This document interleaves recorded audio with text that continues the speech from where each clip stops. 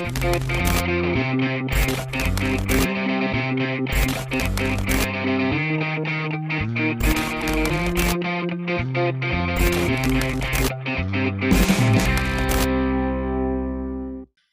દર્શક મિત્રો, વાતોની વિન્ડો પોડકાસ્ટમાં હું નિશિત જોશી આપનું સ્વાગત કરું છું.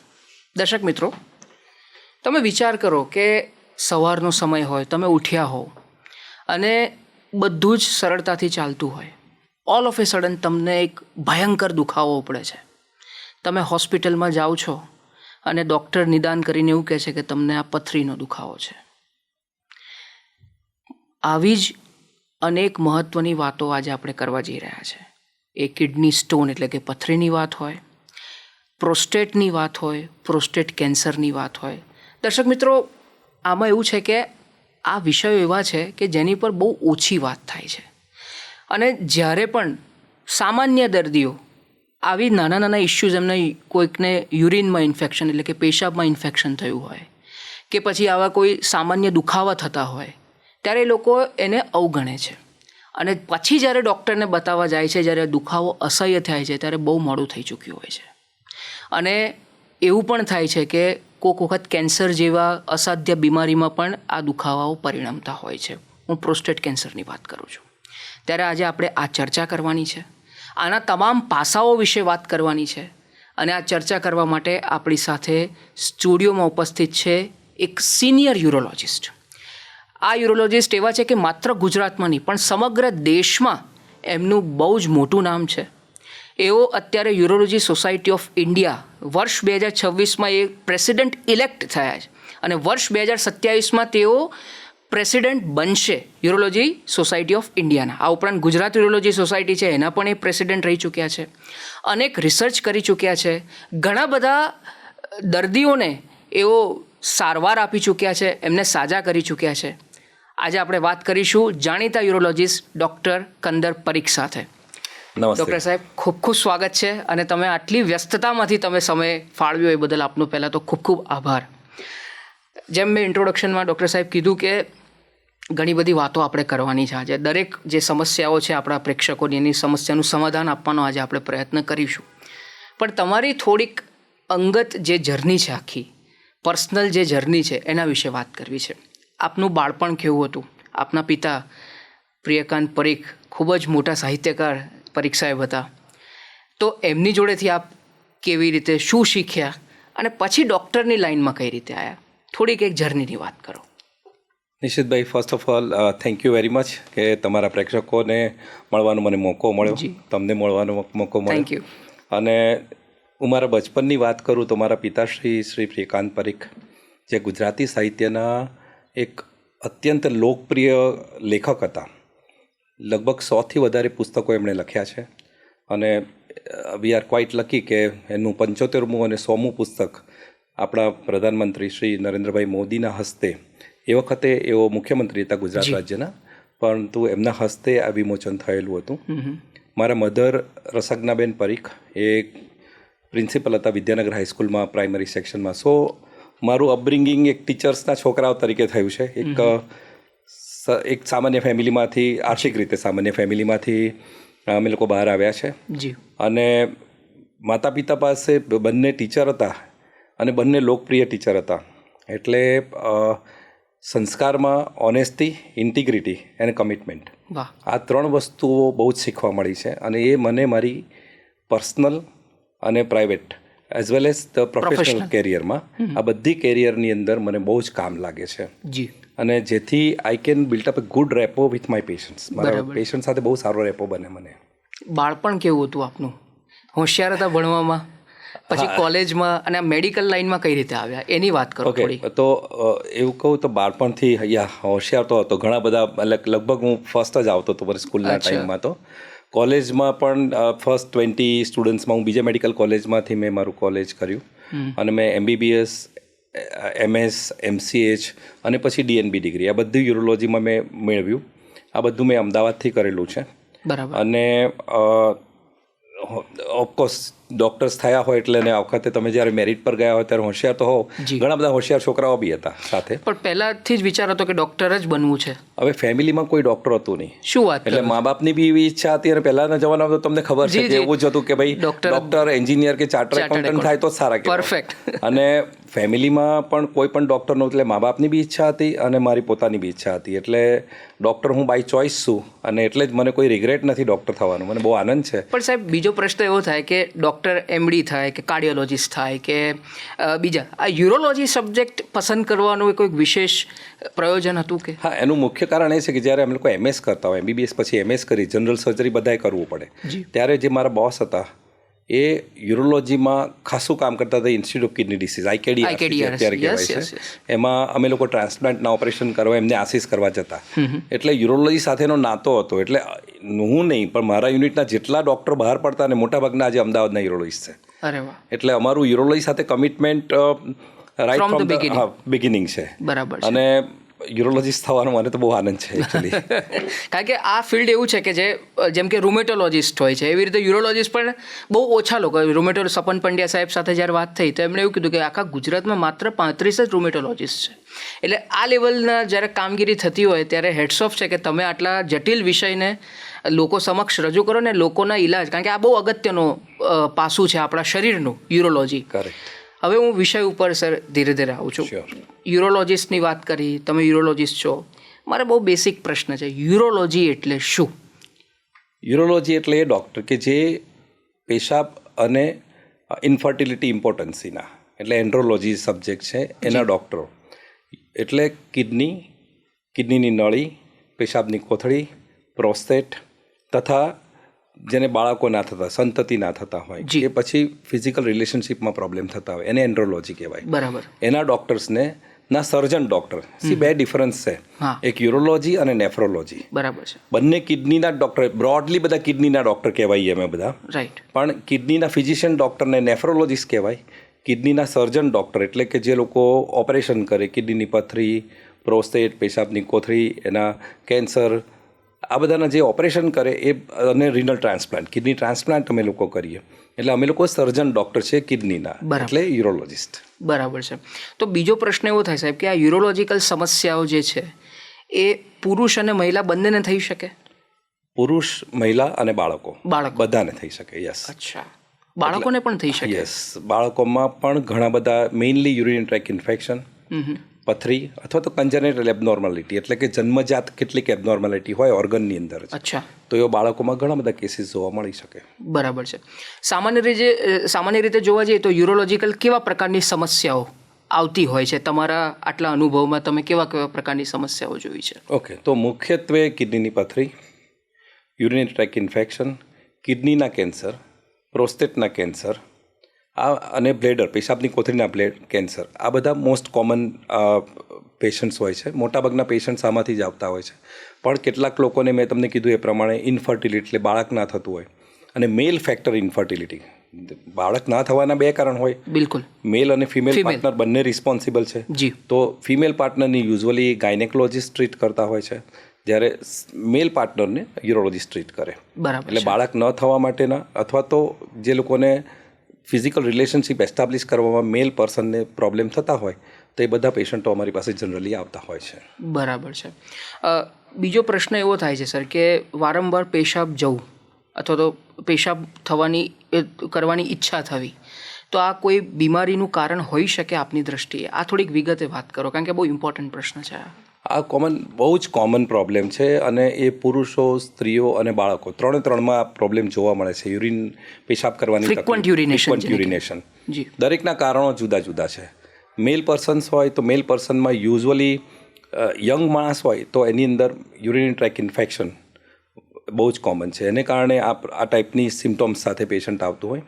જ્યારે ઓલ્ડ એજમાં આવતા હોય માણસો તો યુઝ્યુઅલી એ લોકોને પ્રોસ્ટેટને લગતી બીમારી હોય. બરાબર છે. આઈ થિંક કદાચ આપણે જ્યારે પ્રોસ્ટેટ વિશે ડિસ્કસ કરશું ત્યારે આપણે ડિટેલમાં ડિસ્કસ કરશું. અને સિમિલરલી બાળકોમાં બી, અને એસ્પેશિયલી ફિમેલ ચાઇલ્ડની અંદર be urinary tract infection more common as compare to boy. So આ રીતના ત્રણને અફેક્ટ થતા દરેકના કારણો જુદા જુદા છે. અચ્છા, ઓકે. તમે સર યુટીઆઈની વાત કરી, યુરિનરી ટ્રેક ઇન્ફેક્શન. તો પહેલાં તો આ યુટીઆઈ એટલે શું, આ ઇન્ફેક્શન કેવી રીતે ફેલાય છે અને એના માટેના લક્ષણો જો જોઈએ, પ્રારંભિક લક્ષણો, તો એ કેવા પ્રકારના હોય છે? હવે જે રીતે મેં તમને શરૂઆતમાં જ કીધું કે આખો ટ્રેકમાં કોઈ બી જગ્યાએ ઇન્ફેક્શન હોય ને એટલે પેશન્ટનું પ્રેઝન્ટેશન યુરિનરી ટ્રેક ઇન્ફેક્શન તરીકે આવે. કિડનીનું ઇન્ફેક્શન હોય, પેશાબની કોથળીનું ઇન્ફેક્શન હોય કે પ્રોસ્ટેટનું ઇન્ફેક્શન હોય, એટલે જનરલ ટર્મ્સમાં અમે લોકો યુટીઆઈ કહીએ છીએ. એટલે યુરિનરી ટ્રેકનું ઇન્ફેક્શન, દેટ ઇઝ યુટીઆઈ. બરાબર, રાઈટ. હવે યુરિનરી ટ્રેક ઇન્ફેક્શનના સિમ્ટમ્સની અંદર મોસ્ટ કોમન સિમ્ટમ એ છે કે ફ્રીક્વન્સી ઓફ યુરિન, વારે ઘડીએ બાથરૂમ જવું પડે, રાત્રે વારે ઘડીએ જવું પડે, પેશાબ કરવામાં તકલીફ પડે, થોડું પેઇન થાય અને ડિસ્યુરિયા કહેવાય. એટલે પેશાબ કરવા જાવ ત્યારે માણસને દુખાવો થઈ શકે. એમાં કંટ્રોલ જો શરૂઆતથી જ ના લેવામાં આવે તો પછી કોઈક પેશન્ટ્સને બ્લીડિંગ બી થતું હોય છે, બ્લડ ઇન યુરિન આવે, યુરિનમાં બ્લડ આવે, અને ઘણી બધી વખતે પેશન્ટને ટેમ્પરેચર પણ આવતું હોય છે, તાવ આવે. અને જો હજી પણ ટ્રીટમેન્ટ ના કરો તો પછી એ ઇન્ફેક્શન બોડીમાં બીજી કોઈ જગ્યાએ સ્પ્રેડ થાય તો કદાચ એના કોન્સિક્વન્સીસ બહુ ખરાબ છે. બરાબર છે. અને કોઈક વખતે બહુ રેરલી પેશન્ટને યુરિન જ બંધ થઈ જાય, યુરિન બંધ થઈ જાય એટલે ડૉક્ટર પાસે આવે. So this are the general presentation of urine track infection. તો સર આમાં એવો એટલે વાત એવી પણ છે કે કદાચ તમને ડાયાબિટીસ હોય તો પણ આવા પ્રકારના વારંવાર યુટીઆઈ થતા હોય છે. શું આ વાત સાચી છે? બિલકુલ સાચી છે. ડાયાબિટીક પેશન્ટ્સની અંદર કોઈ પણ બોડીનું ઇન્ફેક્શન હોય એ વધારે જ થાય એઝ કમ્પેર ટુ અધર્સ. બરાબર છે. એટલે યુરિન ટ્રેક ઇન્ફેક્શન પણ વેરી કોમન છે ડાયાબિટીક પેશન્ટ્સમાં. તો સર આ ચલો ડાયાબિટીસ જેને છે એને તો કોઈ પ્રશ્ન નહીં, પણ હવે આ યુટીઆઈથી બચવા માટે કેવા પ્રકારના ઉપાયો આપણે કરવા જોઈએ અને કેવા પ્રકારના ટેસ્ટ થતા હોય છે અને કેવા પ્રકારની દવાઓ હોય છે એની અંદર? તો સૌથી પહેલાં તો આપણે નિશ્ચિતભાઈ એમાં કારણ શોધવું પડે કે ભાઈ કેમ યુરિન ટ્રેક ઇન્ફેક્શન થયું. એમાં યુરિન ટેસ્ટથી ખબર પડે? હા, એમાં સૌથી પહેલાં તો ડૉક્ટર પાસે જાઓ એટલે હિસ્ટ્રી પરથી અને ડૉક્ટર ફિઝિકલ એક્ઝામિનેશન કરે. મેઇનલી યુરોલોજિસ્ટ ડૉક્ટર્સ આને ટ્રીટ કરતા હોય છે. એટલે યુરોલોજિસ્ટ ડૉક્ટર ફિઝિકલ એક્ઝામિન કરે પછી કેટલાક ઇન્વેસ્ટિગેશન્સ ઓર્ડર કરતા હોય છે. એમાં મેઇનલી યુરિનનો ટેસ્ટ, સાદો ટેસ્ટ અને કલ્ચર ટેસ્ટ. અચ્છા. સૌથી વધારે અગત્યનો છે કલ્ચર ટેસ્ટ. એમાં શું હોય છે? કલ્ચર ટેસ્ટની અંદર એવું ખબર પડે કે કયા બેક્ટેરિયાથી આ યુરિનરી ટ્રેક ઇન્ફેક્શન થયું, કે જાતના બેક્ટેરિયા રિસ્પોન્સિબલ હોય. તો મોસ્ટ કોમન અમે લોકો એને ઇકોલાઈ ઇન્ફેક્શન કહીએ છીએ. તો કયા બેક્ટેરિયાથી ઇન્ફેક્શન થયું એ જાણવું જરૂરી છે. બરાબર છે. કેટલું ઇન્ફેક્શન થયું એ જાણવું જરૂરી છે, અને એમાં કઈ દવા ઇફેક્ટિવ થાય છે. એટલે કલ્ચર એન્ડ સેન્સિટિવિટી એવું કહેવાય. એટલે કઈ દવા આ યુરિનરી ટ્રેક ઇન્ફેક્શનમાં માફક પડશે એનું એક આખો ચાર્ટ આવે, અને ડૉક્ટર એના પ્રમાણે તમને ક્યાં તો ઓરલ ટેબ્લેટ્સ આપે ક્યાં તો ઇન્જેક્ટેબલ આપે, ડિપેન્ડિંગ ઓન ધ સિવિયરિટી. બરાબર છે. સર તમે આગળ જે મેલ ઇનફર્ટિલિટીની વાત કરી, તમે જેમ કીધું કે ભાઈ ફિમેલ ઇનફર્ટિલિટી હોય તો એ ગાયનેકોલોજિસ્ટ જોવે, મેલ ઇનફર્ટિલિટી હોય તો એ યુરોલોજિસ્ટ જોવે. હવે આપણી જે લાઈફસ્ટાઈલ છે અત્યારની, તો શું એ ઇનફર્ટિલિટી એના કારણે પણ વધી છે પુરુષોમાં સામાન્ય રીતે? આપનું શું માનવું છે, આના વિશે શું કહેશો? ઇન્ફર્ટિલિટીના બહુ જ કેસીસ જોવા મળે છે. તો લેટ મેરેજ, મેલ અને ફિમેલ બંનેમાં અત્યારે પણ શું થયું છે, આ જનરેશનમાં મોટાભાગના 30 વર્ષની ઉંમર પછી મેરેજ કરતા હોય છે. અને એટલે એસ્પેશિયલી લેડીઝની અંદર તો બહુ જ કોમન છે કે જે લોકોની 30 વર્ષ પછી જે લોકો પ્રેગ્નન્સી માટે ટ્રાય કરતા હોય તો એ લોકોમાં ઇન્ફર્ટિલિટી વધારે જોવા મળે છે. That is one thing. બરાબર. બીજું, મેલની અંદર અત્યારે લાઈફસ્ટાઈલ, સ્ટ્રેસ અને સ્મોકિંગ એન્ડ આલ્કોહોલ, આ બધા જ ફેક્ટર્સ બહુ જ ઇમ્પોર્ટન્ટ રોલ પ્લે કરે છે ઇન્ફર્ટિલિટી માટે. બરાબર છે. મેલની વાત કરી સર, તો મહિલાઓ સંબંધિત યુરોલોજિકલ સમસ્યાઓની થોડીક વિગતે વાત કરો કે એ કેવા પ્રકારની સમસ્યા હોય છે એની અંદર? સો મહિલાઓમાં મુખ્યત્વે યુરિનરી ટ્રેક ઇન્ફેક્શન. બરાબર છે. એ સૌથી કોમન છે. પછી કિડનીની પથરી. બરાબર. આ બીજો. ત્રીજો એક બહુ જ અગત્યનો ઇસ્યુ છે એ સ્ટ્રેસ યુરિનરી ઇન્કોન્ટિનન્સ.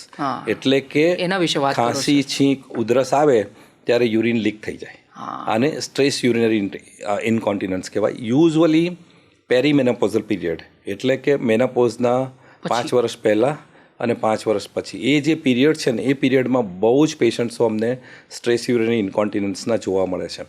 પરંતુ એક જાતની શરમને કારણે, કારણ કે આ એક સોશિયલ સ્ટિગ્મા છે કે ભાઈ આવું થાય તો એવું પેશન્ટને એવું લાગે છે. એટલે પેશન્ટ એક તો આપણા ઇનફેક્ટ એવું થયું છે કે ઘણી બધી વખતે શરમને મારે ના આવે, ક્યાં તો પછી એવું માની લે કે ભાઈ આવું તો થાય જ એમ કે ભાઈ મારા દાદીને બી થતું હતું, મારી મધરને બી થતું હતું, એટલે મને બી થાય, એટલે લોકો પેડ મૂકીને ચલાવતા હોય છે. આ બધા બહુ જ પેશન્ટ્સ છે. એટલે એકચ્યુઅલી તો એવું કહેવાય છે કે 4માંથી 1 લેડીઝને આ પ્રોબ્લેમ થાય છે મેનોપોઝલ પ્રોગ્રામમાં એ ટાઈમ પર. હવે કદાચ એની ઇન્ટેન્સિટી ઓછી હોય કાં તો વધારે હોય. ઘણા બધા દર્દી એવા જોવા મળે છે કે જે કોઈ વખત તમારા ઘરમાં સોફા પર કે એના પર બેઠા હોય ને, ખાંસી આવે, છીંક આવે, એકદમ હસી જાય, જોરથી હસે તો પણ લીક થઈ જાય ને આખું બધું બગડે. એટલે એ લોકોની સોશિયલ લાઈફ પછી છે ને બહુ સારી નથી રહેતી. તે અવોઇડ ગોઈંગ આઉટસાઇડ. એ બધા પ્રોબ્લેમ થાય છે. અને સ્મેલ આવે, એ એરિયામાં ઇન્ફેક્શન થાય, એ એરિયાની સ્કિન ખરાબ થઈ જાય. આ બધા પ્રોબ્લેમ બહુ થાય છે. તો આઈ થિંક જ્યારે મને આ મોકો મળ્યો તમારી સાથે વાત કરવાનો, તો I think I will request કે જો કોઈને આવો પ્રોબ્લેમ હોય તો પ્લીઝ મહેરબાની કરીને તમારી નજદીકમાં જે બી યુરોલોજીસ્ટ ડૉક્ટર હોય એને પ્લીઝ મળો. અને એનું સોલ્યુશન બહુ જ સારા છે અત્યારે તો સોલ્યુશન્સ. બરાબર છે. એટલે તમારો આ પ્રોબ્લેમમાંથી તમને ઇમિડિયેટ છુટકારો બી મળી શકે એમ છે. તો દર્શક મિત્રો, જેમ ડૉક્ટર કંદર પરીખ સાહેબે કીધું કે આવા પ્રકારની કોઈ પણ સમસ્યા હોય તો એ શરમાવાના બદલે સીધા ડૉક્ટર પાસે જાઓ. કોઈ પણ પ્રકારની સ્ટિગ્મા રાખ્યા વગર. એ તમારા આરોગ્ય માટે એટલું જ સારું છે, નહીંતર પછી બહુ મોડું થઈ જશે એના કારણે. ડૉક્ટર સાહેબ, તમે યુરોલોજીકલ સમસ્યાની વાત કરી, એના પરથી હું સ્પેસિફિક સમસ્યાઓ પર આવું છું.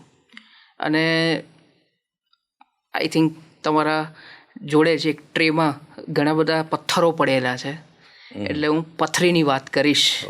તો મને પહેલાં એમ કહો કે આ જે દેખાય છે ટ્રેમાં, તો આ બધી માનવ શરીરમાંથી કાઢેલી પથ્થરીઓ છે, અને પથરી એટલે શું?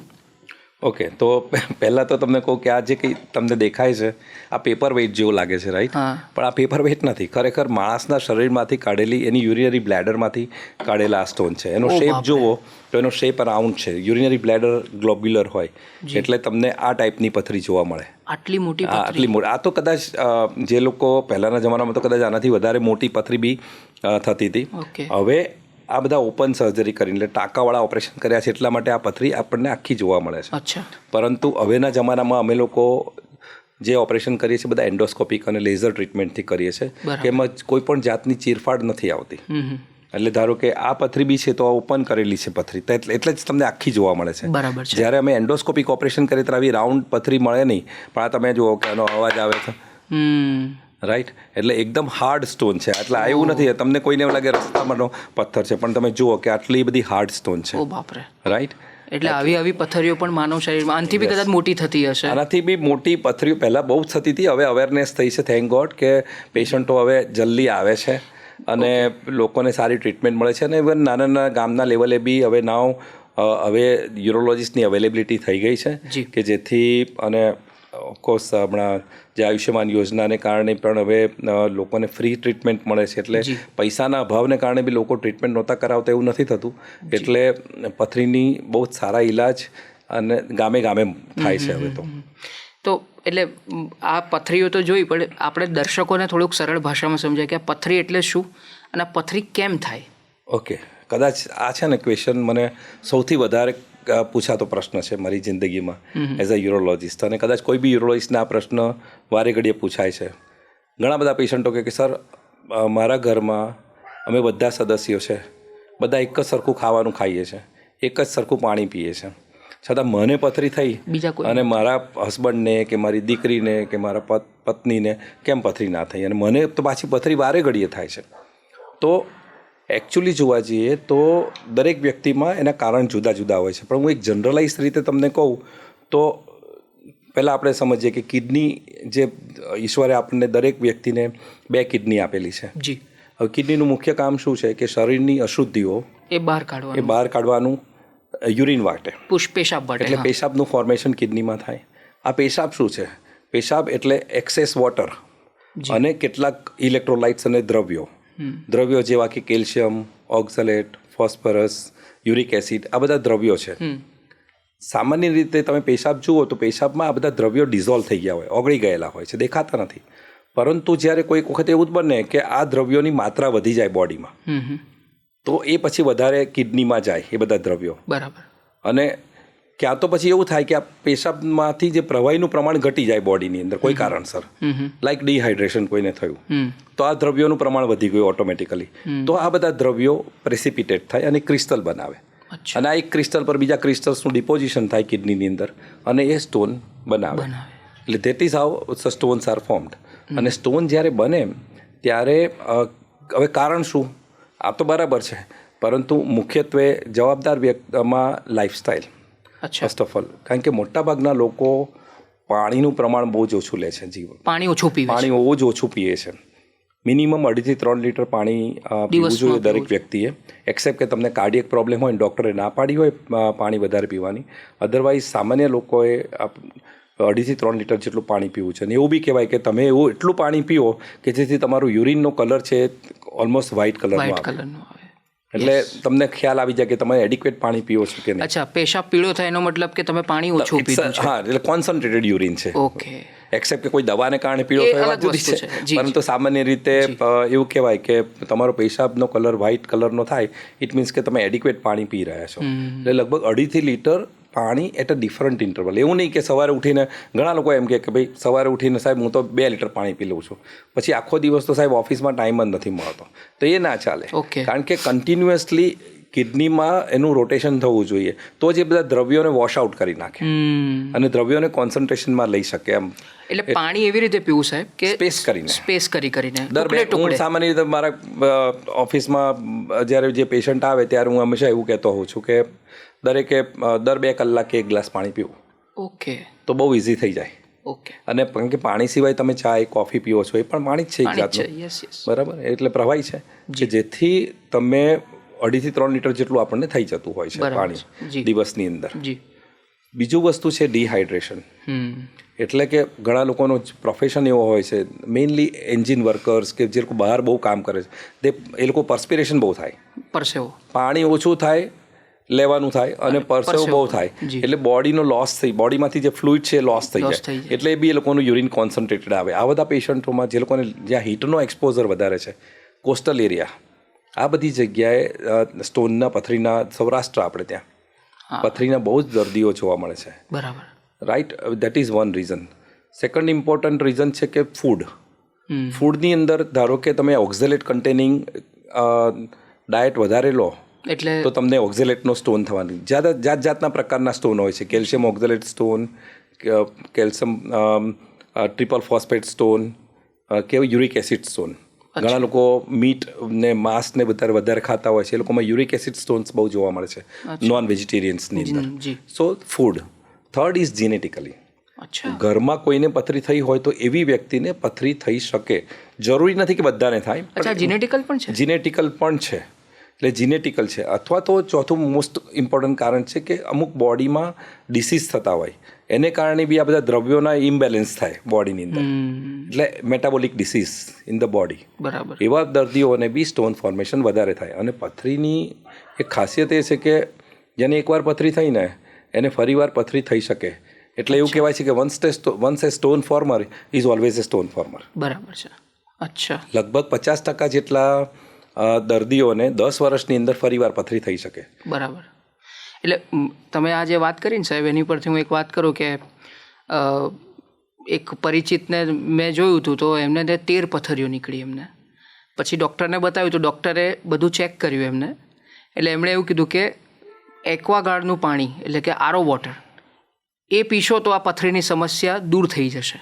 તો આ પાણીના એના લીધે પણ આ રીઝન હોઈ શકે આ વસ્તુ? હવે છે ને આ એક મિથ છે એકચ્યુઅલી, ફ્રેન્કલી સ્પીકિંગ આ મિથ છે.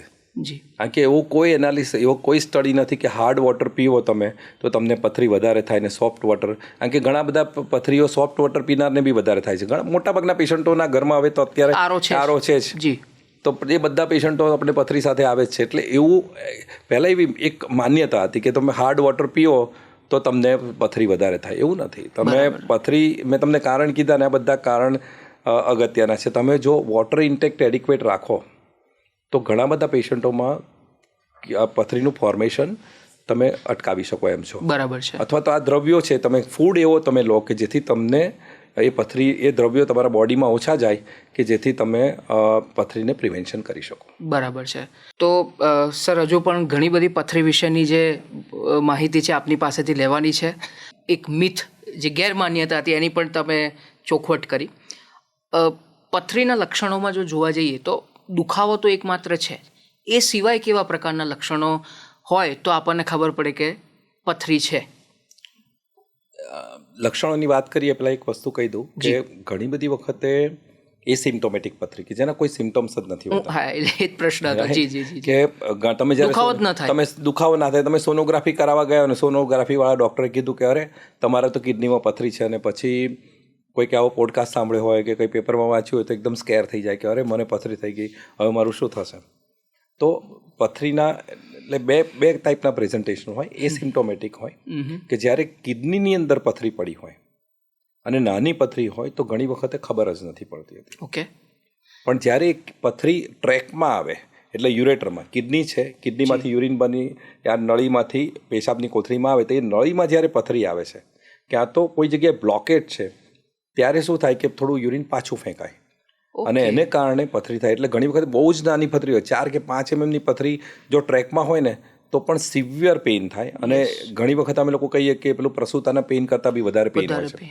પેશન્ટ લિટરલી આળોટતા હોય છે અને કોઈ પણ કન્ડિશનમાં એ લોકો કમ્ફર્ટેબલ ના હોય. એટલા માટે એને એવું બી કહેવાય છે વોન્ડરિંગ પેઇન, કે પેશન્ટ થોડી વાર બેસે, થોડી વાર ચાલવાનું ચાલુ કરે, ઘણી વાર સૂઈ જાય. એટલે જ્યાં સુધી પેઇન કિલર એને પ્રોપર ના મળે ત્યાં સુધી પેશન્ટ કમ્ફર્ટેબલ ના હોય. મોટાભાગના પેશન્ટો જ્યારે આવે પેઇન સાથે ત્યારે એમ જ કહે કે સાહેબ કે આ પથરીને તરત કાઢો, મારાથી સહન નથી થતું, અને એક પેઇન કિલરનું ઇન્જેક્શન લઈ લે. પછી પેશન્ટ એવું કે સાહેબ હવે સારું થઈ ગયો, વિચારીને આવીશ. એટલે આવું ઘણી બધી વખતે થતું હોય છે. એટલે આ એક મેઇન સિમ્ટોમ છે કે દુખાવો, પુષ્કળ દુખાવો, એ મેઇન સિમ્ટોમ્સ છે જ્યારે ટ્રેકમાં હોય ત્યારે. નાની પથરી કિડનીમાં કદાચ પેઇન ના થાય. પણ સર, એટલે આમાં હું એક વસ્તુ પૂછી લઉં, મને એકદમ પ્રશ્ન સ્ફૂર્યો કે હવે તમે જેમ કીધું કે કિડનીમાં પથરી છે તો એને કંઈ છંછેડવાની જરૂર ખરી કે એની રીતે ડિઝોલ્વ થઈ જાય પછી? ના ના ના, આ તો ડિઝોલ્વ ના થાય પથરી. એ જે પથરી છે નાની મોટી જ થવાની છે, ક્યાં તો એને નીકળી જવું પડે. હવે ધારો કે તમે પાણીનો વધારે મારો રાખ્યો હોય તો ઘણી વખત નાના નાના ક્રિસ્ટલ્સ હોય, 3-4 mmની પથરી હોય તો એ ટ્રેકમાંથી નીકળી જાય. બરાબર.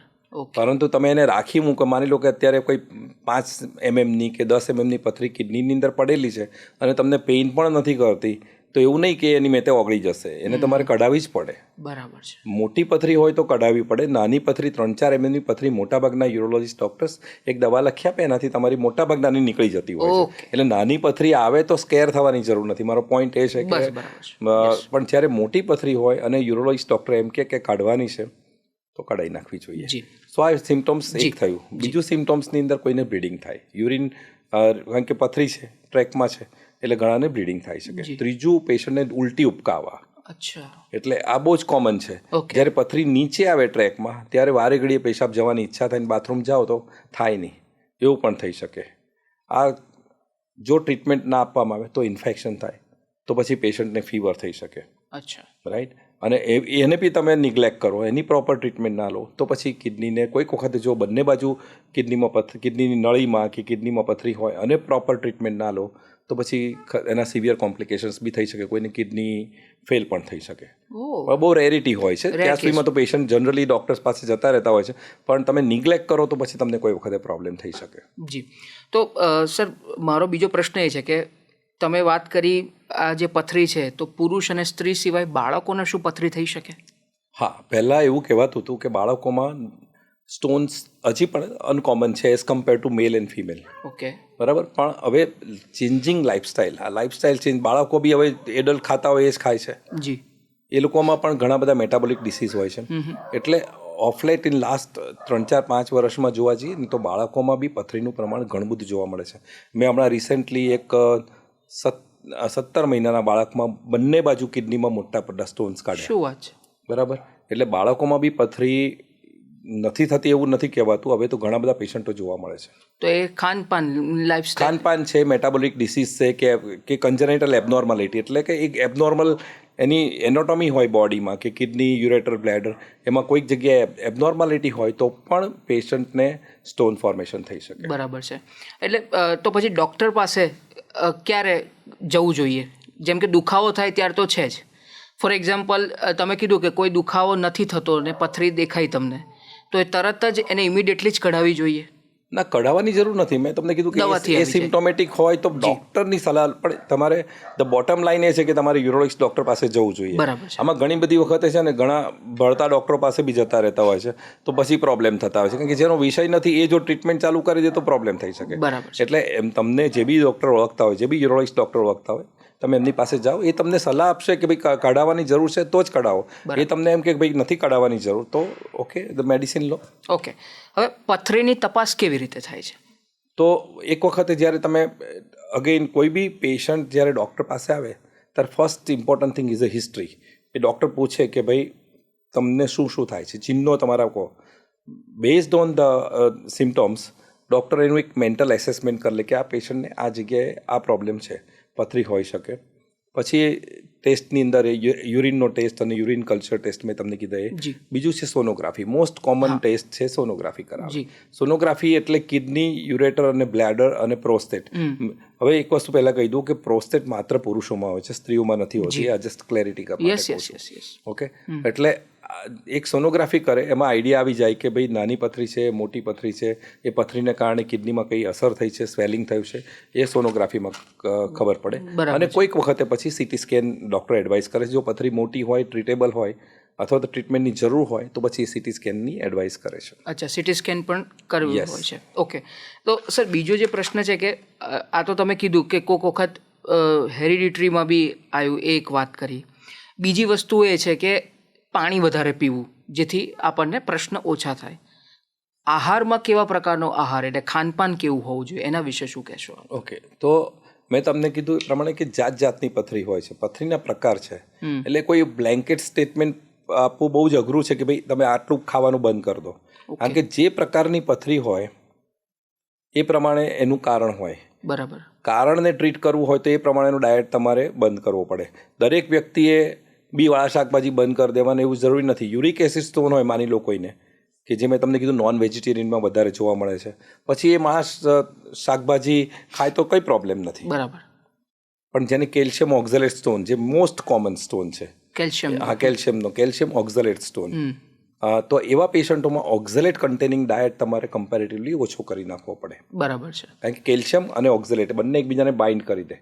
એટલે તમારે એવું કરવું પડે કે આની માત્રા વધવી ના જોઈએ. તો ઓક્ઝલેટ કન્ટેનિંગ ડાયટ મેઇનલી એમાં શું છે કે તો માની લો કે ભાજી છે, બીટ છે, અમુક નટ્સ છે, આ બધી વસ્તુઓને કારણે એમાં કેલ્શિયમ ઓક્ઝલેટ વધારે હોય છે. તો એવું તમારે પછી બંધ કરવું પડે. પણ એ ક્યારે ખબર પડે કે જ્યારે પથરી નીકળે, તમે એનું એનાલિસિસ કરાવો કે ભાઈ આ કઈ ટાઈપની પથરી છે, પછી તમને સલાહ આપે ડૉક્ટર કે ભાઈ તમે આ પ્રકારનું ફૂડ ના ખાતા. પછી એ પેલો એને યુરિક એસિડ સ્ટોન ના હોય તો પછી એ નોન વેજીટેરિયન ખાય તો કોઈ પ્રોબ્લેમ નથી. બરાબર છે. એટલે જે પ્રકારનો સ્ટોન એ પ્રમાણેની ડાયટરી એડવાઇસ. પણ એવું કહેવાય કે પાણી વધારે પીવો. સેકન્ડલી, ખાવામાં ઉપરથી એક્સ્ટ્રા સોલ્ટ નહીં નાખવાનું. અચ્છા, આ કોમન એડવાઇસ છે. ત્રીજું વસ્તુ છે સવાર સાંજે એક કપ દૂધ પીવો. ઘણા લોકો પેલું કેલ્શિયમ દૂધમાં એટલે મારો એ પ્રશ્ન હતો કે દૂધ પીવાથી પથરી થાય છે એ વાત. ના, એટલે તો ઓન ધ કોન્ટ્રારી સાહેબ, મને બહુ બધા લોકોએ આ પ્રશ્ન પૂછ્યો છે. એટલે મેં કીધું આ તમને જ પૂછી લો કે શું દૂધ પીવાથી પથરી થાય? ના, ઓન ધ કોન્ટ્રારી ડૉક્ટર એમ કહેશે કે ભાઈ તમે સવાર સાંજે એક કપ દૂધ તો પીવો, કારણ કે એમાં કેલ્શિયમ આવે. એ ધારો કે થોડી એક્સેસ ઓફ ઓક્ઝલેટ હોય તો આ કેલ્શિયમ ઓક્ઝલેટ સાથે બાઇન્ડ થઈ જાય અને ડિઝોલ્વ કરી દે. બરાબર છે, ખ્યાલ આવે? એટલે તમારે દૂધ તો અમે લોકો દરેક ડૉક્ટર એમ કે ભાઈ તમે પીવો, એક કપ તો એટલીસ્ટ પીવો જોઈએ. ચોથી વસ્તુ છે લીંબુ શરબત. અચ્છા, એટલે સાઇટ્રસ ફ્રૂટ્સ જે હોય છે, લીંબુમાં ઓરેન્જ છે કે તો એ બી તમારે લો કે એ ડિઝોલ્વ કરવામાં કામ લાગે છે. એમાં સાઇટ્રિક એસિડ આવે એટલા માટે. એટલે આ કોમન અને એક્સ્ટ્રા પ્રોટીન, ધારો કે જે માણસને હવે પ્રોટીન રિલેટેડ સ્ટોન્સ થતા હોય તો પ્રોટીન ઓછું કરી નાખવાનું. આટલી વસ્તુઓ અમે લોકો કહીએ છીએ. ઘણી બધી વખતે ઘણા બધા પેશન્ટો કેલ્શિયમના પેલા ટીકડા ખાય છે, રાઈટ? હવે એમને બી ખાય છે, તો એવા એ પછી એક એક્સ્ટ્રા કેલ્શિયમ નહીં લેવાનું. પણ જો તમારા ઓર્થોપેડિક ડૉક્ટરે તમને સલાહ આપી હોય કે તમે આ કેલ્શિયમના પિલ્સ લો, કારણ કે તમારામાં કેલ્શિયમ ડેફિશિયન્સી છે, તમારા બોન્સ નબળા છે, બરાબર, તો પછી તમારે લેવા જોઈએ. રાઈટ. કારણ કે જો પથરી થશે તો બહુ ઇઝીલી ટ્રીટેબલ છે, પણ ફ્રેક્ચર થશે ને તો 3 થી 6 મહિનાનો ખાટલો છે. બહુ સાચું. એટલે ઇમ્પોર્ટન્ટ છે કે તમારે એટલા માટે જ ડૉક્ટરની સલાહની જરૂર છે. જાતે ડૉક્ટર ના બનવું, ગૂગલ ડૉક્ટર ના બનવું, વોટ્સએપ યુનિવર્સિટીમાં ના જવું. કારણ કે ઘણા બધા જ્યારે તમને કોઈ રોગ થાય ત્યારે તમને ઘણા બધા એવા વ્યક્તિઓ સલાહ આપે છે કે ખરેખર એ લોકો બેઝડ ઓન ધેર એક્સપિરિયન્સ કે કોઈકનું સાંભળ્યું હોય કે હમણાં તો ઇન્સ્ટાગ્રામ ને આ બધા પર જે બધું આવે છે, હવે એ બધું સાંભળીને પછી એ લોકો જાતે ટ્રીટમેન્ટ કરે ને sometimes they land up in trouble. બરાબર છે. બીજો પ્રશ્ન છે પથરી માટે કે યોગ કે કસરત કરવાથી પથરીથી બચી શકાય? ના, એનાથી કંઈ પથરીના ફોર્મેશનમાં કોઈ મતલબ પથરીને કાઢવામાં કેવી કોઈ મદદ નથી થતી. બરાબર છે. તો મને લાગે સાહેબ આમાં પથરી વિશે તો આપણે ઘણી ડિટેલમાં ચર્ચા કરી અને શેનાથી પથરી થાય, પથરીથી બચવા માટે શું કરવું, કેવો આહાર લેવો જોઈએ, કેવા પ્રકારની લાઈફસ્ટાઈલ આપણે અપનાવવી જોઈએ, બાળકોમાં પથરીની તમે ખાસી એવી વાત કરી. હવે હું એક બીજા ટોપિક ઉપર આવું છું. બિફોર દેટ એક વસ્તુ કહું તમને. જી સર. જી. કે પથરી મેં તમને જેમ કીધું એમ વારે ઘડી થતી વસ્તુ છે, ઘટના છે કે કોઈ પેશન્ટને એકવાર થઈ અને ફરીવાર થઈ શકે. એટલે મેડિકલ સાયન્સમાં અત્યારે યુરોલોજીસ્ટ ડૉક્ટર એવી ટ્રીટમેન્ટ ઓફર કરે છે કે જે મિનિમલ ઇન્વેઝિવ ટેકનોલોજી કહેવાય. પ્લીઝ એના વિશે વાત કરો. કે જેથી તમારે એવી સારવાર આપવાની પેશન્ટને જી કે જેમાં એને ફરીવાર જરૂર પડે તો પણ એની કિડનીને કે એના બોડીને ડેમેજ ઓછામાં ઓછી થાય. બરાબર છે. આ બધી ટેકનિક છે મિનિમલ ઇન્વેઝિવ થેરાપી કહે છે. બરાબર છે. એટલે બેઝિકલી જ્યારે બહુ જ નાની પથરી હોય તો ડૉક્ટર માત્ર દવા આપશે. પહેલાંના જમાનામાં એક બાટલા થેરાપી ચાલતી હતી. લોકો આ પથરી થઈ છે બાટલા ચડાવી દો. હવે ફોર્ચ્યુનેટલી હમણાં બહુ પેશન્ટો નથી કહેતા. બાકી પહેલાં તો અમારે શરૂઆતની આજથી 25-30 વર્ષ પહેલાં જ્યારે મેં પ્રેક્ટિસ ચાલુ કરી ત્યારે લોકો એમ કે સાહેબ બાટલો ચડાવી દો અને જાતે જ પેશન્ટ ટ્રીટમેન્ટ નક્કી કરી દે. પણ એ બાટલા થેરાપીની જરૂર નથી. આજના જમાનામાં એ બંધ થઈ ગયું છે. કારણ કે તમે જો મોઢાથી પાણી પી શકતા હોય તો તમારે બાટલો ચડાવવાની કંઈ જરૂર નથી. બરાબર છે. કારણ કે ઘણી વખત જો બ્લોકેડ હોય અને તમે પાણી વધારે પીઓ અને નીચે બ્લોકેડ છે, બરાબર છે, તો પછી એવા સંજોગોમાં બેક પ્રેશર વધારે થાય ને કિડનીને ડેમેજ બી થઈ શકે. બરાબર છે. એટલે બાટલા થેરાપીની રેરેસ્ટ ઓફ ધ રેર કેસમાં જરૂર પડે છે. બરાબર. હવે એની રિયલ ટ્રીટમેન્ટ શું છે? તો 3 ટાઈપની ટ્રીટમેન્ટ બહુ પ્રચલિત છે. ટાંકાવાળા આ જે બધી પથરીઓ કાઢી એ જમાનો મોરલેસ જતો રહ્યો છે. બહુ રેરલી ટાંકાવાળા ઓપરેશન કરવા પડે છે.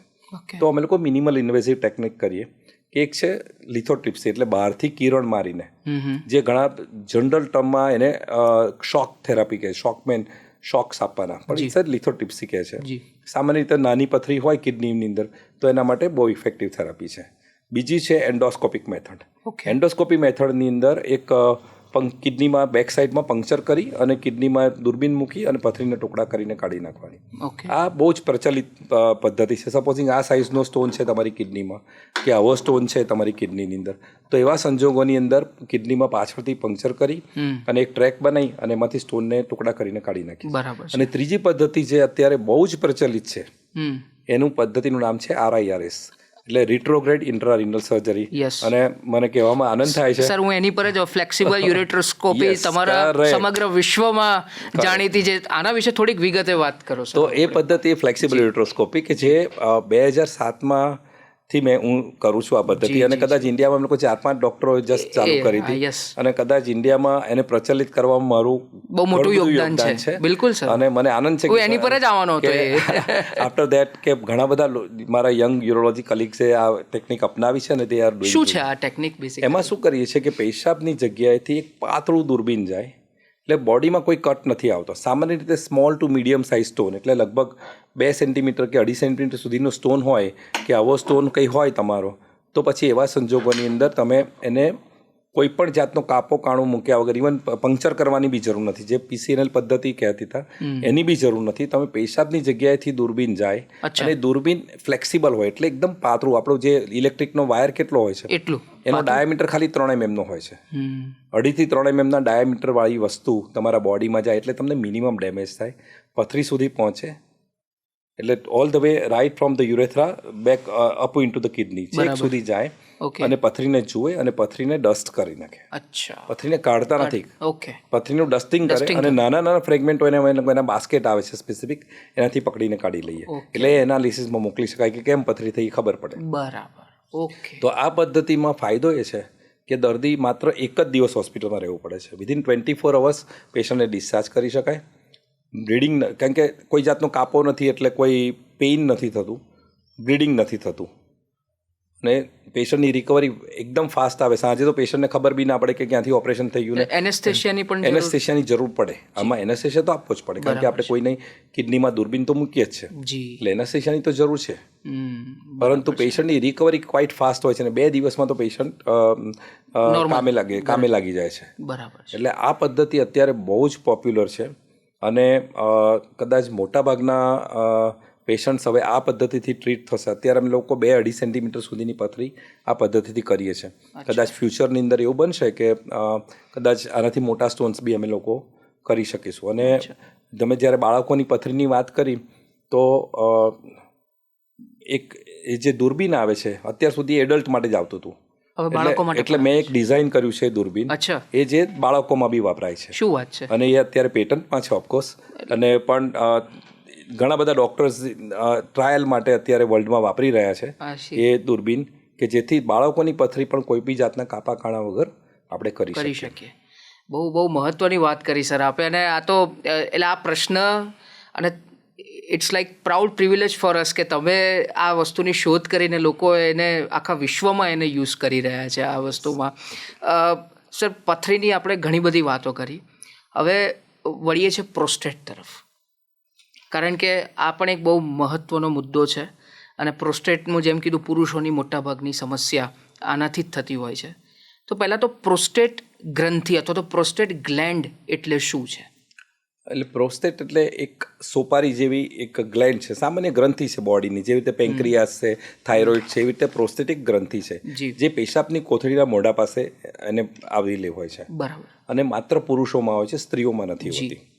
અને જેમ જેમ ઉંમર વધે એમ પ્રોસ્ટેટમાં એનલાર્જમેન્ટ સામાન્ય રીતે થતું હોય છે. જેવી રીતે આપણી ઉંમર વધે એ પ્રમાણે આપણા વાળ છે ગ્રે થાય, ચહેરા પર રિંકલ્સ આવે, આંખમાં મોતિયો આવે. એવી રીતે ધેટ એજ પ્રોસ્ટેટનું એનલાર્જમેન્ટ થાય. અને જ્યારે પ્રોસ્ટેટ એનલાર્જ થાય એટલે એની અંદરથી પેશાબની નળી જે પસાર થતી હોય એ યુરેથ્રા, એને કોમ્પ્રેશન આવે. બરાબર. અને કોમ્પ્રેશન આવે એટલે પેશાબ કરવામાં તકલીફ પડે. ઓકે, બરાબર છે. પ્રોસ્ટેટની જે સમસ્યા છે એ ખાલી ગ્રંથિને રિલેટેડ જ સમસ્યા હોય છે? હા, ગ્રંથિને રિલેટેડ જ સમસ્યા છે. એમાં ઇન્ફેક્શન થઈ શકે, એમાં એજ રિલેટેડ એનલાર્જમેન્ટ થઈ શકે, કે એમાં કેન્સર થઈ શકે. આ 3 વસ્તુ થઈ શકે. ઓકે, તો સર નોર્મલી કઈ ઉંમર પછી પ્રોસ્ટેટની સમસ્યા થતી હોય છે આપણને? યુઝવલી યંગ એજ હોય તો પ્રોસ્ટેટના ઇન્ફેક્શનનો કોમન પ્રોબ્લેમ છે, જેને પ્રોસ્ટેટાઇટિસ કહેવાય. ઓકે. પ્રોસ્ટેટનું ઇન્ફેક્શન થાય છે. અરાઉન્ડ 25-20થી ચાલુ કરીને તમે 40-45 વર્ષની ઉંમર સુધી ઘણા બધા પેશન્ટો પ્રોસ્ટેટના ઇન્ફેક્શનમાં હોય. બરાબર. અને પ્રોસ્ટેટનું જે એનલાર્જમેન્ટ છે એ એજ રિલેટેડ છે. એટલે સામાન્ય રીતે 40-45 વર્ષની ઉંમર પછી પ્રોસ્ટેટમાં એનલાર્જમેન્ટ થાય. ઓકે. એટલે અને એનલાર્જમેન્ટ 2 ટાઈપના હોય, કેન્સરસ અને નોન કેન્સરસ એનલાર્જમેન્ટ. બરાબર છે. ઓકે.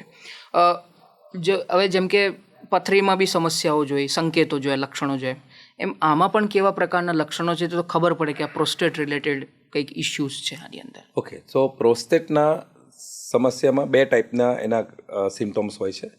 એક છે ઇરિટેટિવ યુરિનરી સિમ્ટમ, એટલે કે ફ્રીક્વન્સી, અર્જન્સી. કોઈક વખત અર્જન્સી લાગે ને બાથરૂમ થઈ જાય અને અર્જ ઇન્કોન્ટિનન્સ કહેવાય. રાત્રે વારે ઘડીએ જવું, પેશાબની ધાર, આ બધા ઇરિટેટિવ યુરિનરી સિમ્ટમ્સ છે.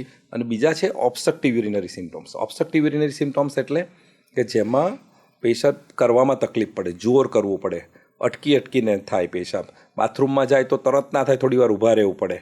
અથવા તો પેશાબની ધાર થાય એ ઇન્ટરપ્ટેડ ધાર હોય, અથવા તો જોર કરવું પડે, પ્રેશરાઇઝ કરવું પડે. આ બધા ઓબ્સ્ટ્રક્ટિવ યુરિનરી સિમ્ટમ્સ છે. જો એની ટ્રીટમેન્ટ ટાઈમસર ના કરો તો કોઈક વખતે પછી બ્લીડિંગ બી થઈ શકે, ઇન્ફેક્શન થઈ શકે બ્લેડરનું અને પ્રોસ્ટેટનું ઇન્ફેક્શન થઈ શકે, અને ઘણી વખતે પેશાબ રોકાઈ જાય છે. બરાબર છે. તો જે આના માટેના ટેસ્ટ હોય છે એ કેવા પ્રકારના ટેસ્ટ હોય છે, અને એમાં કેવા પ્રકારની નિદાન પછી આપ કરતા હો છો? તો જ્યારે બી પેશન્ટ યુરોલોજિસ્ટ પાસે જાય આ ટાઈપના સિમ્ટમ્સ લઈને, ત્યારે ફર્સ્ટ ઓફ ઓલ યુરોલોજિસ્ટ એવો પ્રયત્ન કરે કે ભાઈ આ કેન્સરસ એનલાર્જમેન્ટ છે કે નોન કેન્સરસ એનલાર્જમેન્ટ છે. એના માટે એક ટેસ્ટ છે જેનું નામ છે PSA, પ્રોસ્ટેટિક સ્પેસિફિક એન્ટિજન. આ મોસ્ટ ઇમ્પોર્ટન્ટ ટેસ્ટ છે. એક આ સિમ્પલ બ્લડ ટેસ્ટ છે જે સ્ક્રીનિંગ ટૂલ તરીકે વાપરીએ છીએ અમે લોકો. એટલે યુરોલોજિસ્ટ ડૉક્ટરને જો યોગ્ય લાગે તો એક આ PSA ટેસ્ટ કરાવે છે.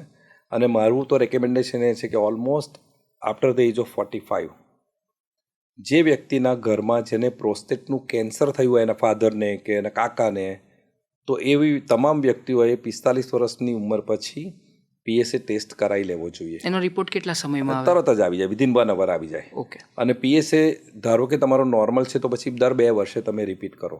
એવું નહીં કે એકવાર આવી ગયું એટલે પછી કંઈ નહીં. અને જે અધરવાઇઝ મોટાભાગના પેશન્ટોમાં એ લોકો 50 વર્ષની ઉંમર પછી હું એમ કહું કે દરેક પુરુષે દર 2 વર્ષે એક વખતે PSA ટેસ્ટ કરાવી લેવો જોઈએ. બરાબર છે. ઓકે, એટલે PSA ટેસ્ટ એ સૌથી ઇમ્પોર્ટન્ટ ટેસ્ટ છે. અને જો PSA વધારે આવે તો પણ ગભરાવવું નહીં. PSA ટેસ્ટ વધારે આવે તો પણ ગભરાવવું નહીં, કારણ કે ઘણી બધી વખતે ઇન્ફેક્શનને કારણે બી વધારે આવી શકે. બરાબર છે. કે કોઈ જાતના કોઈ ઓપરેશનને કારણે, કોઈ મેન્યુપ્યુલેશન ઓફ ધ પ્રોસ્ટેટ કોઈને થયું હોય તો એને કારણે બી આવી શકે. એટલે PSA આ બધું સાંભળે ને પછી લોકો ઘણી બધી વખતે PSA ની વેલ્યુ સામાન્ય રીતે 4 થી નીચે ગણાય છે, પણ ઘણી વખતે 10 આવે, કોઈનો કે 20 આવે તો લોકો ગભરાઈ જાય છે કે મારો VSA હવે મને કેન્સર થઈ ગયું. પણ ઘણી બધી વખતે ઇન્ફેક્શનને કારણે બી હોય. પણ એ યુરોલોજિસ્ટ ડૉક્ટર પાસે જશો એટલે એ તમને સમજાવશે કે ભાઈ તમારો આ PSA આટલો છે, કદાચ હવે આટલો વધારે આવ્યો છે તો તમે ક્યાં તો એન્ટીબાયોટિક્સ લો, કંઈક દવાઓ આપે, પછી પણ જો PSA વધારે આવે અથવા તો યુરોલોજિસ્ટને ડાઉટ પડે તો પછી એક MRI ટેસ્ટ કરાવે છે. અને એક બીજો ટેસ્ટ છે સોનોગ્રાફી, જે સામાન્ય રીતે કરીએ છીએ. બરાબર છે. ઓકે. પાણી ઓછું પીવાથી કે વધારે પીવાથી એને પ્રોસ્ટેટને કોઈ લેવા દેવા ખરા? ના, એને કોઈ લેવા દેવા નથી. એને કોઈ લેવા દેવા નથી. ના, પણ પ્રોસ્ટેટનો જેને પ્રોબ્લેમ હોય, ઘણી બધી વસ્તુ શું થાય કે પ્રોસ્ટેટનો જેને પ્રોબ્લેમ છે ને એવા દર્દીઓને યુરિન કરવામાં તકલીફ પડે. બરાબર. એટલે 4-5 માણસો કે ઘરના માણસો કે પાણી વધારે પીઓ કે જેથી થઈ જશે, એવું કેવી રીતે થઈ શકે? પ્રોબ્લેમ છે પ્રોસ્ટેટનો છે એટલે આઉટપુટનો પ્રોબ્લેમ છે. બરાબર છે. પ્રોડક્શનનો પ્રોબ્લેમ નથી. યુરિનના પ્રોડક્શનનો પ્રોબ્લેમ હોય તો તમે થોડું પાણી વધારે પીઓ તો પ્રોડક્શન વધારે થાય. બરાબર. અહીંયા તો પ્રોડક્શન તો નોર્મલ થાય છે અને આ બ્લોક છે નીચે પ્રોસ્ટેટને કારણે. હવે પાણી વધારે પીવો તો શું થાય? આ બ્લોક તો બ્લોક જ રહ્યો અને ઉલટાનું વધારે ઇનપુટ થયું તો એના સમયે તો પેશાબની કોથળી વધારે ફૂલે અને ઉલટાનો પ્રોબ્લેમ વધે છે. સર, મારો એક બીજો પ્રશ્ન એ છે કે શું આ જીનેટિક્સ છે? પહેલી વસ્તુ એ કે ઘરમાં કોઈ પિતાને થયું હોય તો શું પુત્રને થવાની સમસ્યા ખરી? એ વધારે લાગુ પડે છે કેન્સર પ્રોસ્ટેટમાં. હા, કેન્સર પ્રોસ્ટેટ. કારણ કે મેં તમને કીધું એ પ્રમાણે 2 ટાઈપના એનલાર્જમેન્ટ હોય. એક સાદું એજ રિલેટેડ એનલાર્જમેન્ટ છે જેને બિનાઇન એનલાર્જમેન્ટ કહેવાય. બરાબર, બિનાઇન એનલાર્જમેન્ટ જે મોસ્ટ કોમન છે. બરાબર છે. Cancerous enlargement is not very common, right? તો પણ જ્યારે કેન્સરસ એનલાર્જમેન્ટ જ્યારે ફેમિલીમાં કોઈને થયું હોય ત્યારે એવી શક્યતા છે કે એમના બાળકોને આ વસ્તુ થઈ શકે. બરાબર. એક પ્રોસ્ટેટાઇટિસ કરીને જે શબ્દ છે, આ પ્રોસ્ટેટાઇટિસ શું છે સર? જ્યારે આઇટિસ આવે ને એટલે ઇન્ફેક્શન છે. બરાબર છે. એટલે પ્રોસ્ટેટના ઇન્ફેક્શનને પ્રોસ્ટેટાઇટિસ કહેવાય. જે મેં તમને શરૂઆતમાં કીધું કે યંગ એજની અંદર પ્રોસ્ટેટનું ઇન્ફેક્શન બહુ કોમન છે, દેટ ઇઝ પ્રોસ્ટેટાઇટિસ. ઓકે. પ્રોસ્ટેટ કેન્સરની વાત કરીએ સર. હવે સ્વાભાવિક છે કે પ્રોસ્ટેટ કેન્સર શબ્દ આવે એટલે લોકો પહેલાં તો ગભરાઈ જાય છે. મારે તમારી સ્ટોરીથી વાત કરવી છે સર આના માટે, કારણ કે એવું લોકોને કે ડૉક્ટરને બી એવું થાય અને તમે પણ એ ફેઝમાંથી પસાર થઈ ચૂક્યા છો અમુક. તો આ જે સ્ટોરી છે પછી મારે થોડીક પ્રોસ્ટેટ કેન્સરની વાત કરવી છે કે શું છે, કઈ રીતે થાય છે, ઈલાજ શું થાય છે, પણ જર્ની તમારાથી જે લોકોને પણ એક જાણવી અતિ આવશ્યક છે સર. ઓકે. સો એકચ્યુઅલી થોડા વખત પહેલાં હું કોઈક 2017ની વાત છે. 2017માં હું કોઈક પેશન્ટને, VIP પેશન્ટને લઈને એક સોનોલોજીસ્ટ ફ્રેન્ડને ત્યાં એની સોનોગ્રાફી કરવા માટે ગયો હતો. એની બહુ જ VIP પેશન્ટ હતું. મને કહે સાહેબ તમે જોડે આવો. એટલે એની સોનોગ્રાફી કરવા માટે જ્યારે હું ગયો હતો ત્યારે પતી ગઈ સોનોગ્રાફી એ ભાઈની. પછી જસ્ટ એમ જ મેં મારા રેડિયોલોજીસ્ટ કલીગને કીધું મારી સોનોગ્રાફી કર. એટલે પેલા થોડી આનાકાની કરી કે જવા દો યાર, ટાઈમ નથી અત્યારે. મેં કીધું ના યાર કરને, બસ એમ જ. બહુ વખતથી સોનોગ્રાફી નથી કરેલી. જ્યારે સોનોગ્રાફી કરી મારી કિડનીની સોનોગ્રાફી, ત્યારે કિડનીમાં એક નાનું ટ્યુમર પકડાયું. હવે it was of course shocking to see, કારણ કે હું જોઈ શક્યું છે. હું તો બહુ ટ્રીટમેન્ટ આપું છું કિડની ટ્યુમરના પેશન્ટ્સ, બહુ જ કરીએ છીએ અમે લોકો. તો એક નાનું ટ્યુમર હતું મારી લેફ્ટ કિડનીમાં. એટલે પછી એનું ફર્ધર CT સ્કેન ને બધું કરાવડાયું. ફોર્ચ્યુનેટલી ટ્યુમર બહુ જ નાનું હતું અને કિડનીના ટોપ ભાગમાં હતું. એટલે પછી ઇમિડિયેટલી વી ટુક એ ડિસિઝન અને અમે લોકો એક રોબોટિક સર્જરી કિડનીની કરાવી મારી અને part of the kidney remove કર્યો. આજે 9 વર્ષ થઈ ગયા છે આ વસ્તુને. So I am fine, I am doing good. પણ છતાંય ફોલોઅપ અમે લોકો રેગ્યુલરલી કરીએ છીએ, પણ I am doing fine. So generally એવું કહેવાય કે 5-7 વર્ષ તમારા થઈ જાય પછી then you are completely cured. એટલે બાય ગ્રેસ ઓફ ગોડ તમે અત્યારે સો બ્લેસિંગ્સ ઇન ડિસગાઇઝ છે. જ્યારે મેં કદાચ જો મેં સોનોગ્રાફી ના કરાવી હોત તો કદાચ એવું બી બનત કે ટ્યુમર ઘણું મોટું થઈ ગયું અને ગંભીર પરિણામો આવી શકે. જી બરાબર છે. આ વાતને આપણે આગળ ચાલુ રાખીશું, પણ અત્યારે સમય થયો છે વિરામનો. જો ઘણી બધી વાત કરવાની છે સર, એક રેપિડ ફાયર રાઉન્ડ પણ હું આપની પાસે રમીશ. બાય ગ્રેસ ઓફ ગોડ હવે તમે અહીં છો.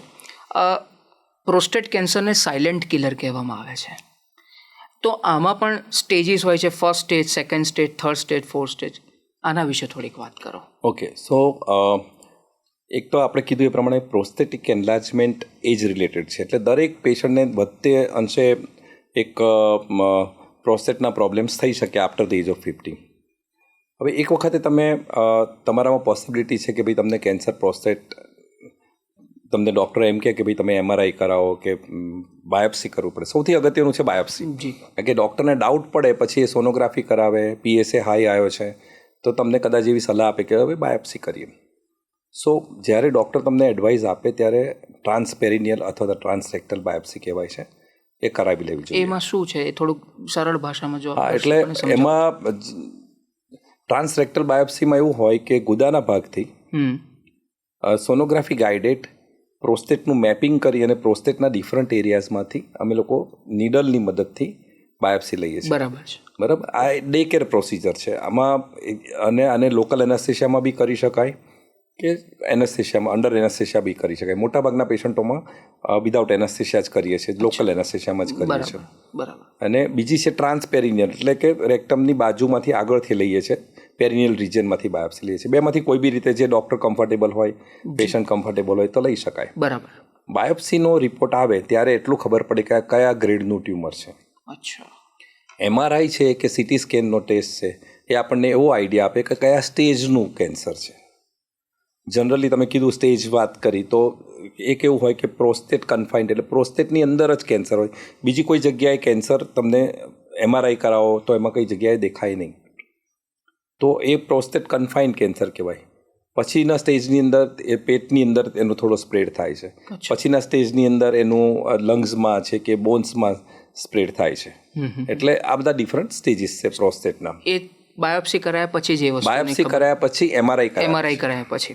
તો સર બાયોપ્સીની વાત છે તો એક ગેરમાન્યતા પણ છે, અથવા આપ જ કહો કે આ શું છે.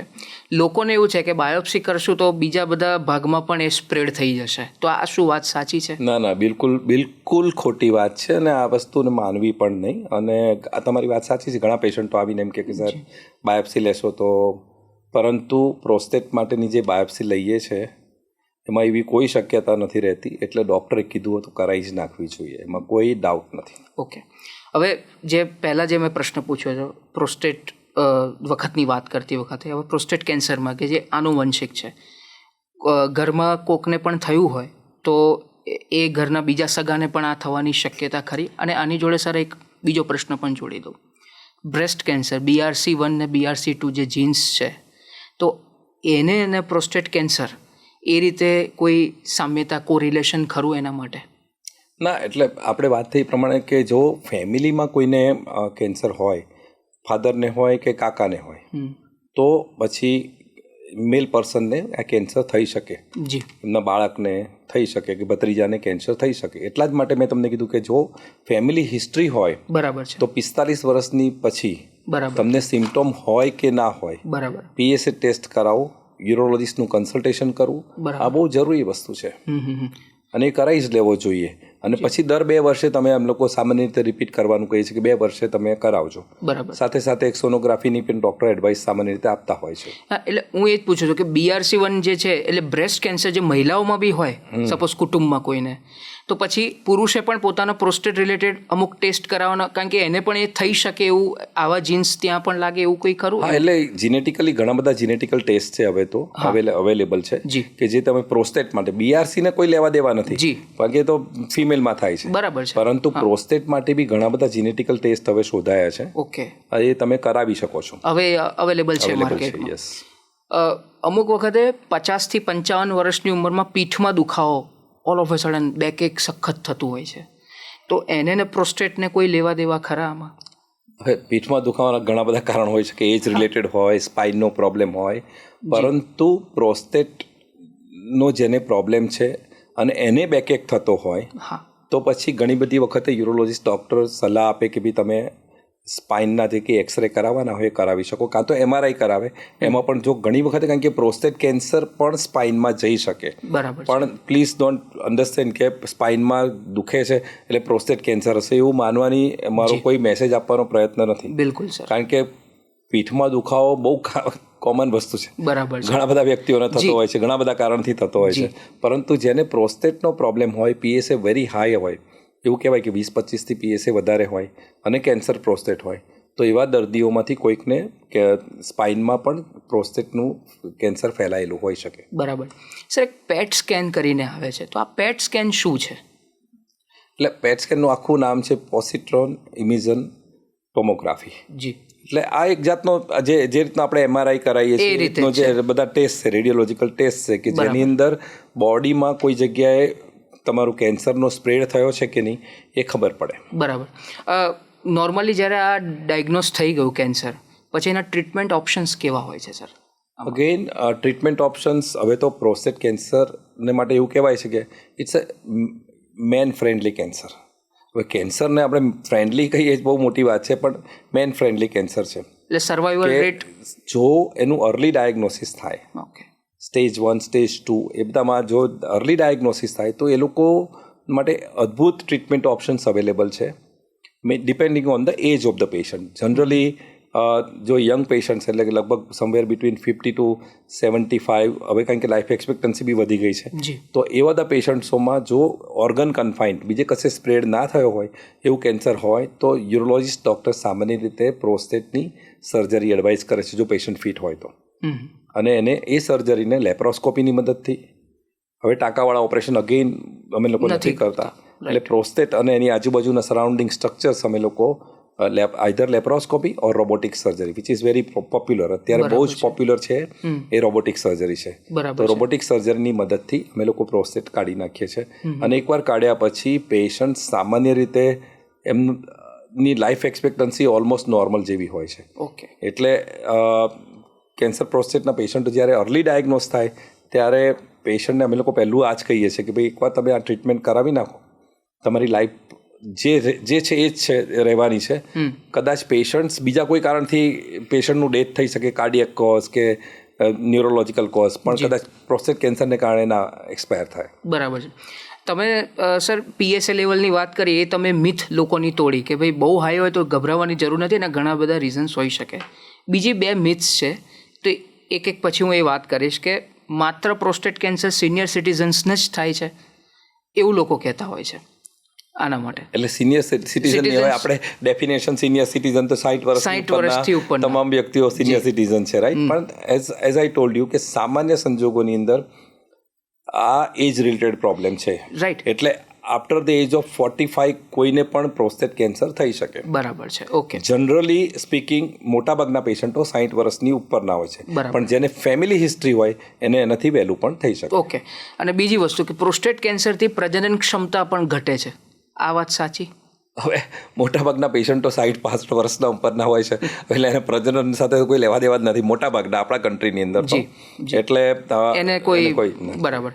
અચ્છા, TURP કરીને સર એક ટર્મ છે, એ શું છે? અને હોર્મોનલ બેલેન્સ ને ઇમ્બેલેન્સની વાત એની અંદર થતી હોય છે, તો ના, TURP આખી વસ્તુ જુદી છે, એ કેન્સર પ્રોસ્ટેટ માટે છે જ નહીં. પહેલાં બરાબર છે. એ એજ રિલેટેડ, મેં તમને કીધું કે એજ રિલેટેડ 2 ટાઈપના પ્રોબ્લેમ થઈ શકે પેશન્ટને, બિનાઇન એન્લાર્જમેન્ટ એન્ડ કેન્સરસ એન્લાર્જમેન્ટ. જે લોકોને બિનાઇન એન્લાર્જમેન્ટ છે એટલે કે એજને કારણે થયું છે, કેન્સરસ નથી છતાંય એને ચિહ્નો છે, તો એવા પેશન્ટ્સોમાં અમે લોકો TURP ઓપરેશન કરીએ છીએ કે જેમાં પેશાબની જગ્યાએથી એક દૂરબીન જાય અને પ્રોસ્ટેટનો ઇનર પાર્ટ કાઢી નાખે, જે ઓબ્સ્ટ્રક્ટિંગ પાર્ટ છે એ અમે લોકો કાઢી નાખીએ છીએ. ક્યાં તો લેઝરથી કાઢી શકાય, ક્યાં તો ઇલેક્ટ્રિક મશીન આવે છે એનાથી, ઇલેક્ટ્રોકોટરી, એનાથી અમે લોકો કરીએ છીએ.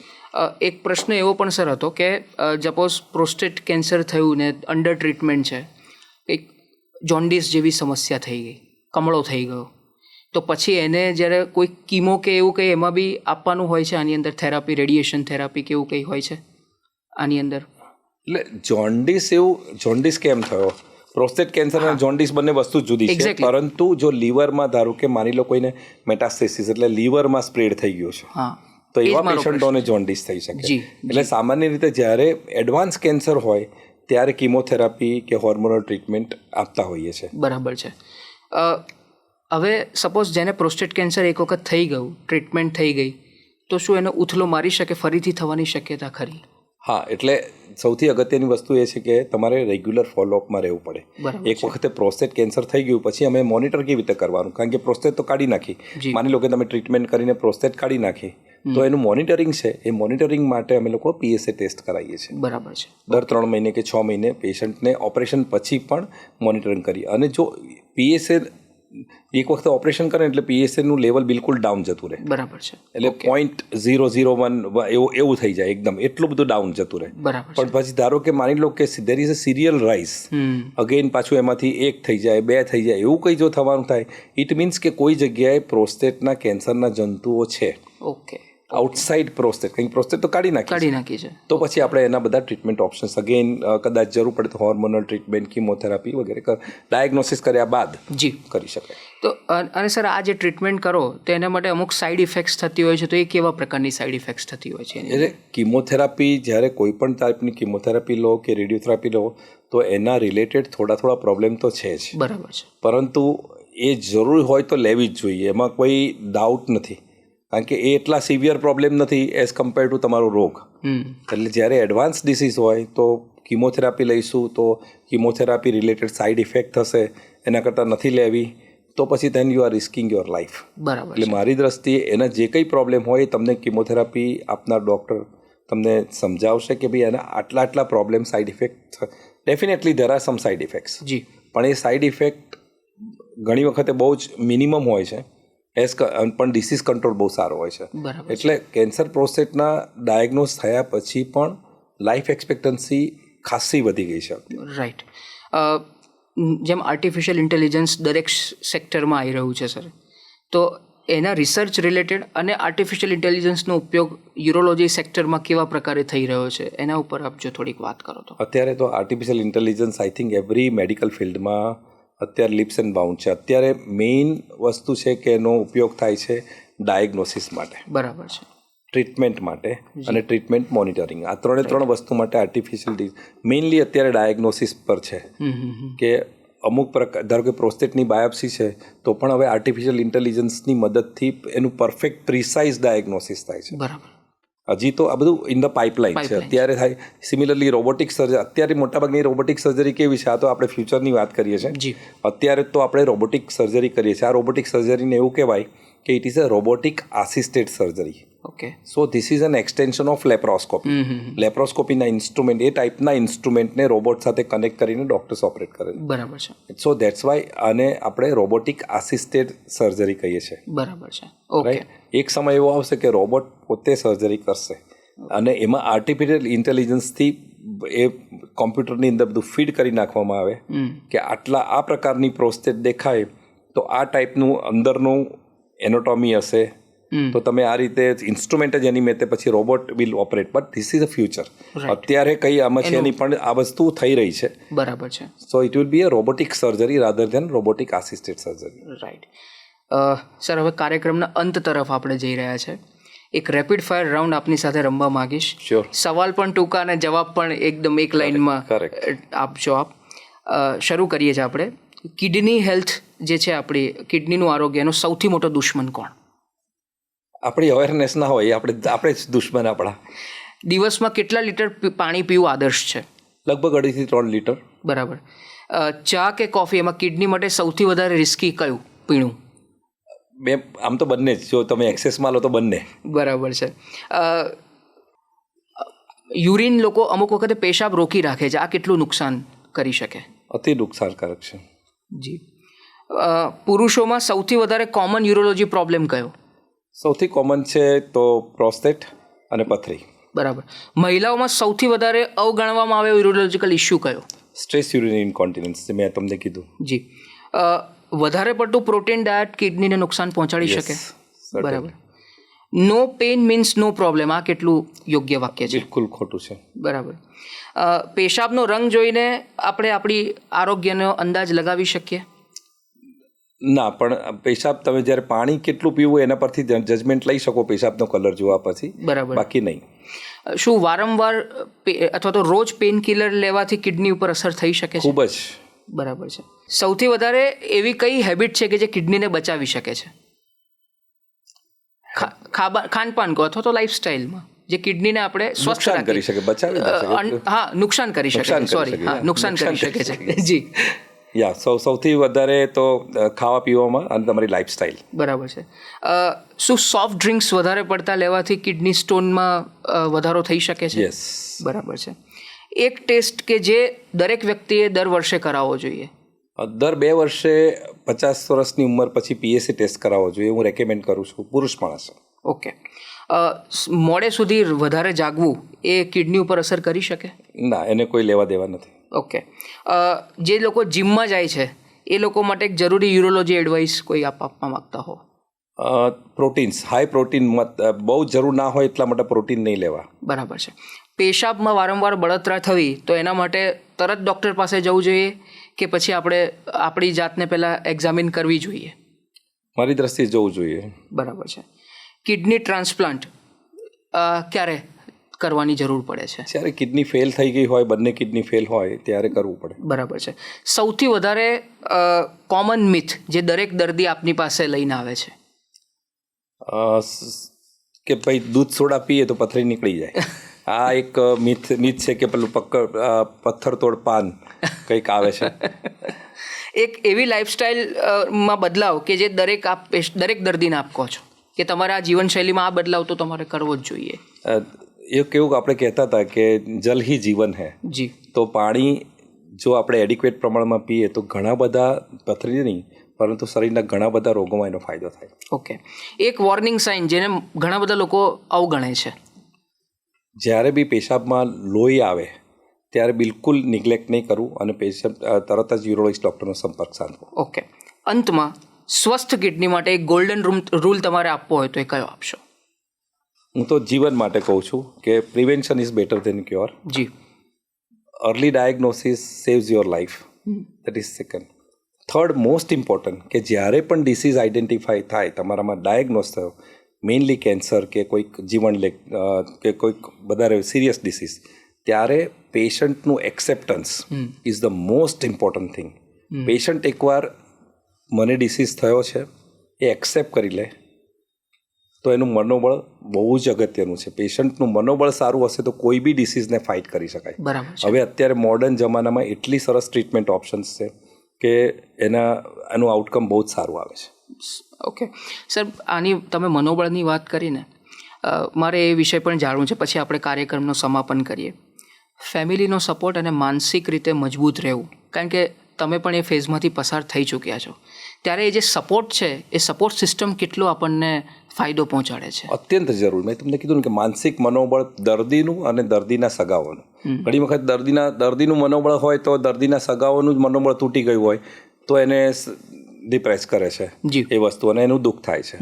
બધાએ સાથે મળીને કામ કરવાનું છે. જ્યારે કોઈ પણ રોગ થાય ને, જ્યારે એસ્પેશિયલી કેન્સર જેવો રોગ થાય, હવે કેન્સર એટલે કેન્સર નથી. બરાબર. કેન્સરના ખૂબ જ સુંદર ટ્રીટમેન્ટ ઓપ્શન્સ છે જેનાથી લાઈફ બચી શકે છે. બહુ સુંદર જીવન જીવી શકો તમે.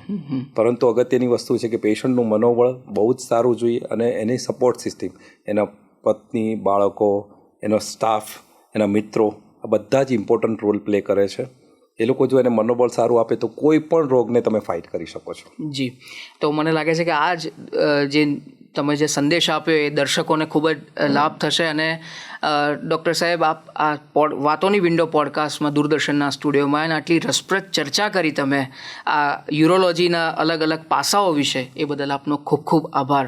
અમને વિશ્વાસ છે કે આ જે તમે જે વાત કરી અમારા ઓડિયન્સ સુધી પહોંચશે અને એ લોકો પણ તમે જે ગાઈડન્સ આપ્યું છે, જે માર્ગદર્શન આપ્યું છે એ અપનાવશે અને પોતે એક સ્વસ્થ જીવન જીવશે. અને ફરીથી હું તમારો ખૂબ ખૂબ આભાર માનું છું સર. ધન્યવાદ. અને પ્રેક્ષક મિત્રો, નમસ્કાર. તો દર્શક મિત્રો, આ હતા જાણીતા યુરોલોજિસ્ટ ડૉક્ટર કંદર પરીખ, જેમણે ઘણા બધા પાસાઓ વિશે વાત કરી, ચાહે પથરીની વાત હોય, પ્રોસ્ટેટ ગ્લેન્ડની વાત હોય, પ્રોસ્ટેટ કેન્સર વિશેની વાત હોય, આપણી લાઇફસ્ટાઇલ ડિસીઝીસની વાત હોય, કે અલગ અલગ મુદ્દાઓ જે એના અલગ અલગ ટેસ્ટ છે, એની ટ્રીટમેન્ટ છે, એની વાત હોય. અંતમાં એમનો એક જ મેસેજ છે કે રેગ્યુલર સ્ક્રીનિંગ તમે તમારા શરીરનું કરાવો, અને જે દર્દીઓ તમારા પરિવારમાં કોઈને પણ આવી કોઈ અસાધ્ય બીમારી, હવે તો અસાધ્ય નથી, કેન્સર એટલે કેન્સર નહીં એવું સાહેબે કીધું છે, પણ એમને જો સપોર્ટ માનસિક રીતે તમે આપશો પૂરેપૂરો, તો ડેફિનેટલી એ પણ એમના જીવનમાં બહુ મોટો પ્રભાવ પાડશે અને જીવન બચાવશે. આ વિચાર સાથે અત્યારે બસ આટલું જ. આવતા શનિવારે ફરીથી એક નવા મહેમાન સાથે આપની સમક્ષ ઉપસ્થિત થઈશું. ત્યાં સુધી મને રજા આપશો. નમસ્કાર.